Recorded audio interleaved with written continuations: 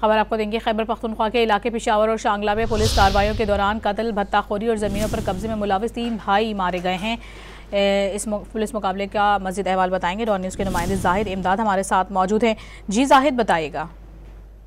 Police ने कार्रवाई की है और शांगला में और पेशावर में 2 मुख्तलिफ कार्रवाइयाँ की हैं, जिनमें लाले ग्रुप से मशहूर जो ग्रोह है उसमें जो 3 अफराद थे वो पुलिस मुकाबले में मारे गए हैं। ताहम पुलिस के मुताबिक इनके खिलाफ पेशावर, चारसदा, नौशहरा समेत दीगर गिरदोनवा में जो है इनके खिलाफ मुख्तलिफ मुकदमात दर्ज थे, जिनमें कब्जे ज़मीनों पर, इसी के साथ ही कत्ल, इक़दाम कत्ल समेत दीगर जो मुकदमात इनके खिलाफ दर्ज थे। ये जो 3 ग्रोह के 3 बंदे हैं, इनको पुलिस मुकाबले हुए हैं शांगला और पेशावर में, जिनमें इनको मारा गया है। जी, बहुत शुक्रिया आपका जाहिद।